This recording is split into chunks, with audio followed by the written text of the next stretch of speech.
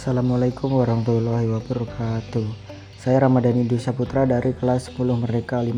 Di sini saya menjelaskan tentang cerpen. Cerpen atau cerita pendek adalah salah satu karya sastra yang berbentuk prosa naratif yang ceritanya relatif singkat. Dikatakan singkat karena pada dasarnya cerpen hanya memiliki satu fokus permasalahan atau konflik. Melansir laman Kementerian Pendidikan dan Kebudayaan, cerpen juga disebut sebagai karangan fiksi atau non-ilmiah, di mana pembuatan cerita imajinatif yang tidak didasarkan kenyataan. Rangkaian karangan cerita dalam cerpen kebanyakan mengangkat kisah kehidupan manusia dengan menonjolkan watak dan sifat setiap pelaku dalam bentuk tulisan yang ringkas dan jelas. Dan selanjutnya ciri-ciri cerpen. Jumlah katanya tidak lebih dari 10.000 kata. Bersifat fiksi, ceritanya hanya rekayasa. Berfokus pada satu konflik saja atau kesan tunggal. Isi ceritanya kebanyakan menggambarkan kehidupan sehari-hari. Pemilihan katanya sederhana agar mampu memudahkan para pembaca untuk memahaminya. Menggunakan alur cerita tunggal dan lurus, membaca relatif singkat sehingga tidak membutuhkan waktu yang lama. Dan selanjutnya yang pertama unsur intrinsik. Unsur intrinsik ada tema, penokohan, alur, latar, gaya bahasa, sudut pandang, amanat. Dan yang kedua unsur ekstransik, yaitu ada latar belakang masyarakat, latar belakang penulis, nilai yang terkandung dalam cerpen.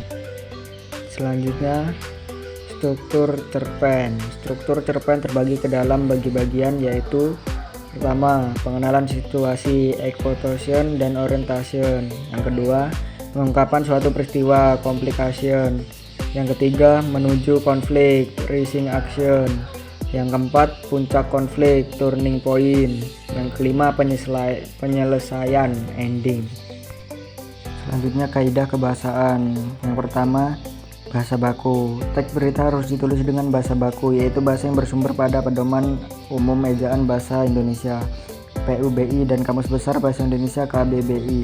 Kedua, kata kerja mental. Kata kerja atau verbal mental adalah kata yang harus menerangkan tanggapan, perasaan, pemikiran, serta perbuatan yang tidak bisa diamati secara fisik. Ketiga, konjungsi temporal. Konjungsi temporal adalah kata penghubung yang menandai keterangan waktu. Keempat, konjungsi penerangan. Konjungsi penerangan adalah kata yang menerangkan pernyataan sebelumnya. Biasanya konjungsi ini digunakan dari kalimat langsung ke kalimat tidak langsung. Kelima, kalimat langsung. Ketika wartawan meliput berita, keterangan dari narasumber diperoleh secara langsung.